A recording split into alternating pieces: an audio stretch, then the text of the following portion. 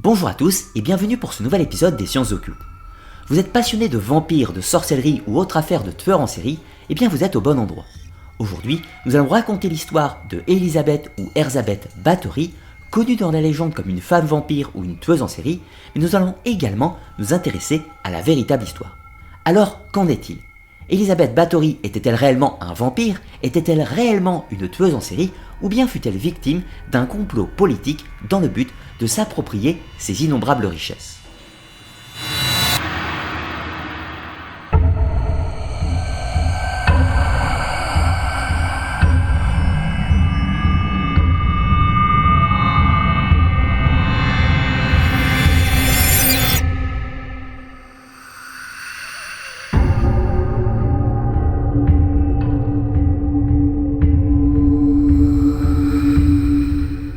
Si tout le monde connaît le célèbre Dracula, inspiré en partie de la vie de Vlad Tepes, prince de Valachie, la légende de la comtesse sanglante n'est pas moins fascinante et fait figure d'archétype des histoires de vampires qui seront maintes fois adaptées au cinéma ainsi qu'en littérature, notamment dans le célèbre roman La comtesse sanglante de Valentine Penrose.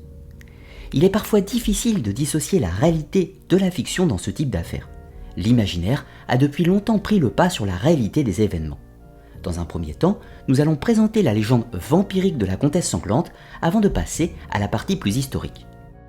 C'est l'histoire de la comtesse Elizabeth ou Erzabeth Bathory, et cette dernière fut une comtesse hongroise qui vivait en actuelle Slovaquie au cours des XVIe et XVIIe siècles.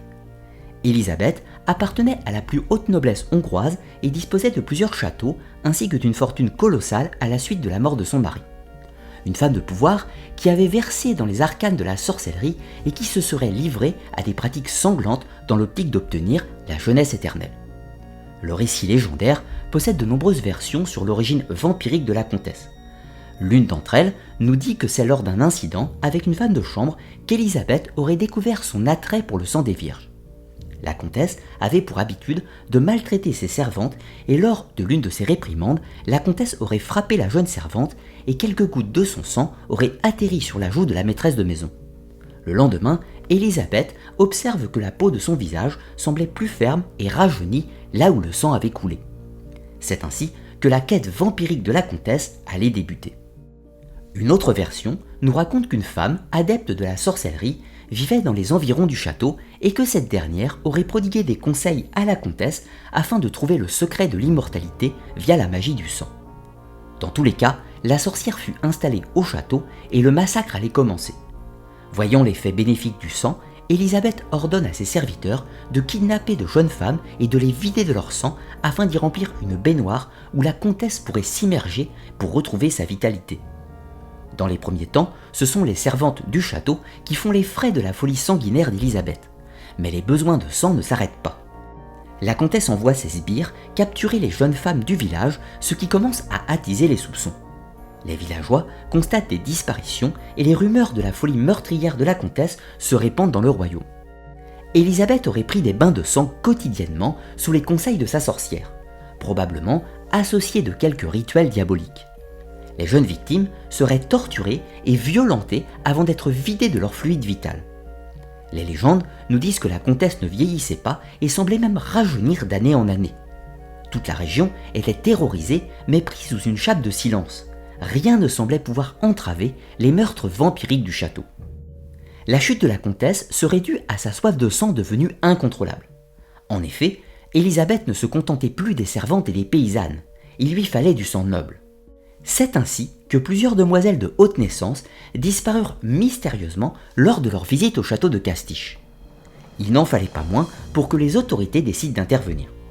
Plusieurs plaintes avaient déjà été portées à l'attention des autorités par le pasteur luthérien István Magyari, mais aucune enquête ne fut déclenchée à cause du statut de la comtesse. La disparition de filles de petite noblesse pousse néanmoins le pouvoir royal à intervenir, récolter les preuves et mener l'enquête sur les crimes de la comtesse sanglante.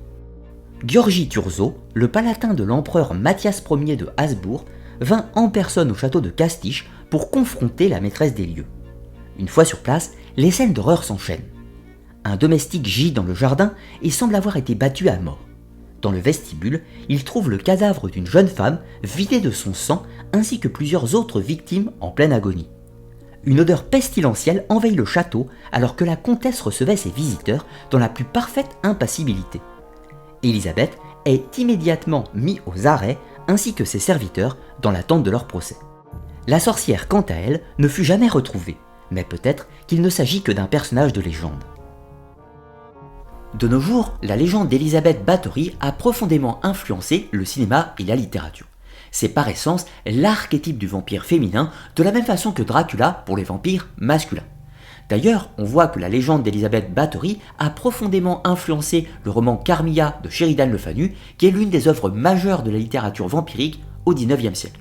On va également voir que dans Dracula, ou plus précisément la nouvelle L'invité de Dracula, le héros est en présence d'une tombe qui fait directement référence au personnage d'Elizabeth Bathory. Alors, là, évidemment, je vous ai raconté la légende vampirique du personnage, mais maintenant, nous allons quitter le domaine légendaire pour nous intéresser à la véritable histoire de Elizabeth Bathory. Elizabeth Bathory est née en 1560 dans l'une des plus puissantes familles de Hongrie. La région était en plein chaos. D'un côté, les partisans du Saint-Empire des Habsbourg qui contrôlaient les territoires de la Hongrie royale. De l'autre côté, les territoires sous domination de la Turquie ou la Hongrie ottomane. Puis enfin, une troisième partie qui prend le nom de Hongrie orientale, contrôlée par les seigneurs voïvodes. Le père d'Élisabeth, György Bathory, est un partisan des Habsbourg et le frère de ce dernier est également gouverneur de Transylvanie. La famille d'Anne, la mère d'Élisabeth, est tout aussi illustre, avec notamment Étienne Ier Bathory qui sera roi de Pologne et plusieurs autres prélats de l'Église. Élisabeth bénéficie d'une excellente éducation et apprend plusieurs langues en plus de hongrois, notamment le latin, le grec, l'allemand et le slovaque. Elle passe son enfance dans le château d'Exed entouré de domestiques. La jeune femme est fiancée à l'âge de 11 ans à Ferenc Nadasdy et emménage dans le château de Sarvar jusqu'à son mariage.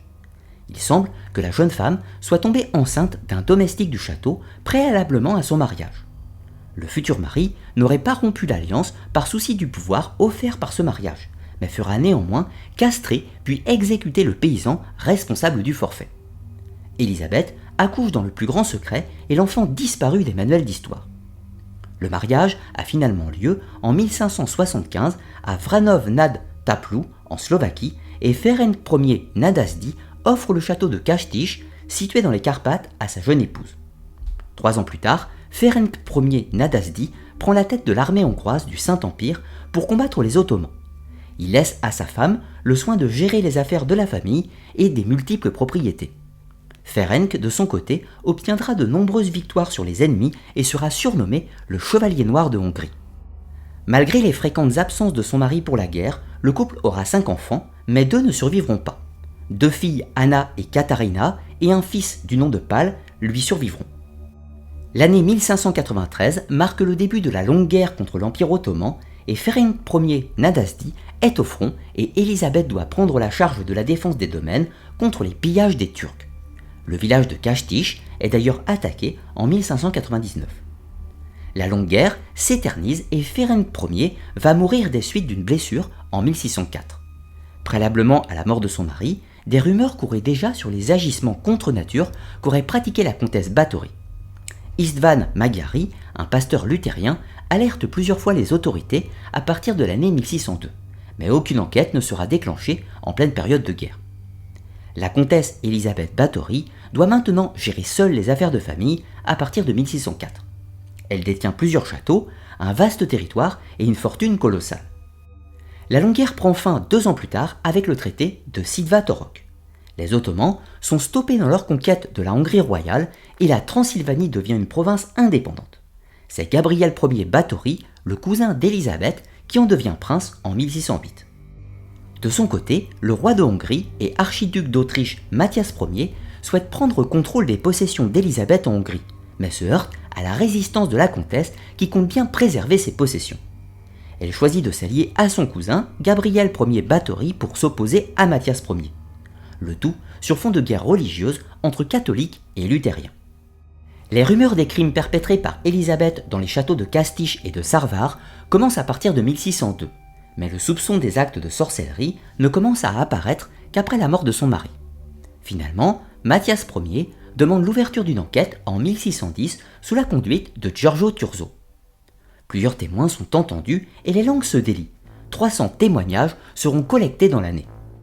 La comtesse et plusieurs de ses serviteurs sont accusés d'avoir pratiqué des actes de torture à l'aide d'aiguilles, de tenailles et de marquages au fer rouge, de malnutrition ou autres sévices ainsi que des mutilations physiques. Les victimes sont ensuite brûlées ou enterrées dans les environs du château. Élisabeth aurait fait enlever puis tuer plusieurs paysannes du village de Castich en leur promettant un emploi et un bon salaire au château. Les témoignages font état de kidnapping et notamment sur des jeunes femmes de petite noblesse. D'autres affirment que certains de leurs proches ont disparu au château. Plusieurs témoins mentionnent l'existence d'une certaine Anna d'Arvulia qui résiderait au château et pratiquerait la sorcellerie pour le compte de la comtesse. Les victimes seraient vidées de leur sang lors de rituels diaboliques. Giorgi Turzo se rend au château de Castich le 29 septembre 1610 et fait arrêter la comtesse ainsi que ses complices. Une lettre de Turzo qu'il adresse à sa femme fait mention du spectacle d'horreur auquel il aurait été confronté à son arrivée au château. Lorsque l'on s'intéresse à la vie réelle de Elisabeth Bathory, on ne constate pas d'affaires de vampirisme ou autre histoire de revenants. En revanche, nous avons affaire à une femme de son temps, instruite et cultivée, membre de la plus haute noblesse de Hongrie, mais surtout une femme de pouvoir qui a su maintenir sa position stratégique et ses possessions territoriales malgré les grands de son temps. Elle a su choisir la réelle politique, tout d'abord en affrontant les Turcs, ou du moins en maintenant ses positions face aux invasions turques. Ensuite, elle a choisi le parti, du moins de soutenir son cousin Gabriel Bathory en Transylvanie, contre les tentatives de prise de contrôle de ces territoires par Mathias Ier de Hongrie. Alors, à ce stade, évidemment, on pourrait dire que Elisabeth Bathory est tout à fait une femme respectable qui, encore une fois, a voulu maintenir ses positions territoriales face aux hommes de pouvoir qui étaient contre elle. Et on pourrait se dire que Mathias Ier de Hongrie a tout simplement tenté un coup politique, l'accusant de sorcellerie, de vampirisme et tout un tas d'autres choses, afin de la faire tomber et de pouvoir s'emparer de ses positions, montant une affaire de toutes pièces. Néanmoins, la chose ne semble pas si simple. Tout d'abord, notons que la rumeur comme quoi Elisabeth Bathory s'adonnait à des crimes sanglants dans ses châteaux de Castich et Sárvár existait déjà depuis 1602, soit bien avant que Mathias Ier de Hongrie ait des prétentions territoriales sur les territoires des Bathory, puisque à cette époque, il était enlisé dans une guerre avec les Turcs, il avait autre chose à faire, et de plus le mari de Elisabeth Bathory était toujours en vie, et il aurait été très malvenu politiquement de s'attaquer à ce territoire qui était particulièrement puissant et représentait un pan non négligeable de son armée contre les Turcs. Donc de ce fait, à ce stade, pas de complot politique, il y a bel et bien une rumeur comme quoi Elisabeth Bathory s'adonne à des pratiques contre nature et probablement des crimes. Évidemment, il y a déjà des rumeurs qui remontent dans la cour des nobles de Hongrie, et de ce fait, les gens sont parfaitement au courant qu'il existe une rumeur comme quoi Elisabeth s'adonne à ces crimes sanglants, mais personne ne s'en prend à elle. Ce n'est que de nombreuses années plus tard, après la mort de Ferenc Ier Nadalny, mais surtout à partir du moment où il y a un conflit ouvert entre les Bathory et le royaume de Hongrie, où clairement Elisabeth a pris le parti de soutenir son cousin, eh bien c'est à ce moment-là qu'une enquête est ouverte. Donc on peut faire une synchronicité entre l'ouverture de l'enquête pour acte de sorcellerie avec le conflit politique. Donc on ne doit pas oublier que les rumeurs existent préalablement, mais néanmoins ces mêmes rumeurs seront instrumentalisées à un moment charnière de la politique de ce pays. Ensuite, poursuivons l'analyse avec l'arrestation d'Elisabeth Bathory par Giorgi Turzo. Ce dernier est horrifié par ses découvertes qu'il a fait dans le château de Castich. Alors évidemment, si nous étions simplement dans une manipulation politique, eh bien Giorgi Turzo n'aurait pas pris le temps d'envoyer un courrier à sa femme afin de l'informer de toutes les horreurs auxquelles il avait été confronté. En réalité, les deux affaires ne s'excluent pas. Il ne fait pas de doute que Mathias Ier de Hongrie a profité de ces rumeurs afin de déclencher une action politique contre la comtesse Bathory afin de se débarrasser de la concurrence, si on peut dire. Néanmoins, la comtesse Bathory s'est réellement livrée à des exactions, il y a de nombreux cadavres qui ont été retrouvés, de nombreux témoignages qui attestent de la réalité des crimes et surtout l'enquête elle-même qui a constaté directement les faits sur place, si l'on peut dire. Alors bien sûr, le fait que Elisabeth Bathory soit responsable de nombreux crimes et soit probablement une tueuse en série ne fait pas pour autant d'elle un vampire. Mais c'est là toute la transformation entre l'histoire, les rumeurs et l'aspect légendaire qui va se greffer au-dessus de la réalité, faisant de ce personnage mystérieux une sorte de monstre déshumanisé, et quoi de mieux qu'un vampire. Mais pour le moment, allons un petit peu plus loin et voyons quel sera le destin de Elizabeth Bathory après son arrestation. Elizabeth Bathory est placée sous tutelle de Georgie Thurzo en attente de son procès qui aura lieu en janvier 1611. Les complices de la comtesse sont torturés et avoueront tous les crimes. Elizabeth, quant à elle, échappera à la torture en raison de sa position sociale. Les servantes, Dorothea et Ilona, seront condamnées à avoir les doigts arrachés avant d'être brûlées sur le bûcher. Le gardien de prison du château, un dénommé Fisco, est jugé moins responsable mais sera quand même condamné à la décapitation avant de finir sur le bûcher. La dernière complice, Cataline, aurait participé aux actes macabres de force et sous la contrainte et de ce fait ne sera pas condamnée à mort mais à la réclusion perpétuelle. Elizabeth Bathory, quant à elle, ne sera jamais poursuivie officiellement par le tribunal afin d'éviter de salir le nom de sa famille. Elle sera néanmoins assignée à résidence dans une seule pièce de son château et sous la surveillance de garde. La comtesse sanglante va mourir en 1614 après 3 années de réclusion emmurée dans une chambre de son château de Castich. Elle avait rédigé son testament quelque temps avant sa mort, faisant de sa fille Katharina la seule héritière de ses possessions. Sa volonté ne sera pas respectée et tous les biens de la comtesse reviendront à la couronne de Mathias Ier, devenu entre-temps l'empereur du Saint-Empire. Les villageois refuseront que le corps d'Élisabeth soit inhumé dans l'église de Castich et la dépouille de la comtesse sera alors envoyée dans le village d'Excède, le berceau de la famille Bathory. C'est ainsi que se termine l'histoire réelle de la comtesse Elizabeth Bathory. Progressivement, celle-ci va s'effacer pour laisser place à la légende de la femme vampire. Mais alors, qu'en est-il de la réalité ? Elizabeth Bathory était-elle un vampire ou une sorcière, ou était-elle simplement la victime d'un complot politique ? Eh bien, comme je vous le disais préalablement, pour moi, il s'agit des deux à la fois. En premier lieu, il y a bel et bien complot, au sens où Mathias de Hongrie profite d'une opportunité qui est offerte à lui afin de se débarrasser de la comtesse sans en passer par les armes. Ceci peut être assez facilement démontré historiquement. Mais ensuite, il y a tout l'autre aspect. Tout d'abord, nous avons des correspondances entre Elizabeth Bathory et son mari du temps où il était en vie, où ils s'échangeaient des méthodes de torture, des méthodes afin d'infliger des souffrances physiques à des individus diverses et variés. Et on voit qu'ils se réjouissaient assez de ces différents protocoles, si l'on peut dire. Donc on observe déjà une sévérité et une habitude à la violence physique qui était présente chez Elizabeth Bathory. Et d'ailleurs, cela a été constaté sur de nombreux serviteurs du château de Castich qui ont subi des mauvais traitements. En deuxième point, il y a les accusations et les rumeurs, car en effet, il y a de nombreux témoignages de paysans dans les villages avoisinants, mais également d'autres familles nobles qui vont accuser la comtesse Elizabeth Bathory d'avoir assassiné leurs proches avec différents procédés. Mais nous retrouvons également d'autres témoignages qui attestent simplement de disparitions lorsque les personnes se seraient rendues au château de Sarvar ou de Castich. Donc, à ce stade, il ne s'agit pas de considérer que tous les témoignages et toutes les rumeurs sont authentiques.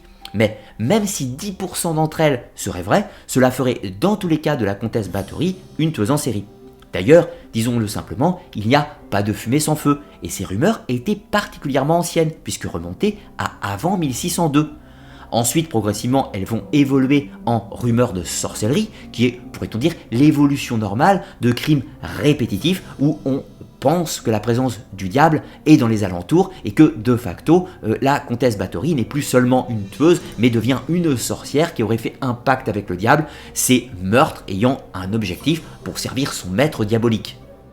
Enfin, le troisième point, et pas des moindres, c'est qu'il y a des preuves matérielles des crimes de la comtesse. En effet, de nombreux corps seront retrouvés à proximité des châteaux, alors les différentes sources parlent de 30 ou 40 corps, parfois de 100 ou 200 corps, et même des sources plus tardives parlent de 600 corps. Là, cela semble un peu extravagant, mais dans tous les cas, et quel que soit le chiffre exact, il y a bien eu des cadavres retrouvés dus aux exactions de la comtesse.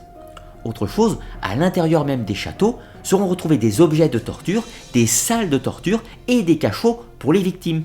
Et c'est notamment de là qu'est venue la transformation d'une tueuse en série à la sorcellerie et plus tard au phénomène de vampirisme, puisque la comtesse Bathory avait pris pour habitude de vider ses victimes de leur sang. Cela faisait probablement partie de son protocole de torture, mais cela a donné progressivement naissance à la légende de la femme vampire, celle qui nous est restée encore aujourd'hui. Alors dans tous les cas, j'espère que vous aurez apprécié la découverte de ce sombre personnage qui était Elisabeth Bathory. Pensez comme d'habitude à commenter, partager et liker la vidéo. Et je vous rappelle que vous pouvez me soutenir sur Tipeee si vous en avez le désir, qui est le site de financement participatif qui me permet de continuer mon travail. Dans tous les cas, je vous dis à très bientôt pour de nouvelles vidéos, histoire, archéologie et mythologie, mais également sur les sciences occultes. À très bientôt.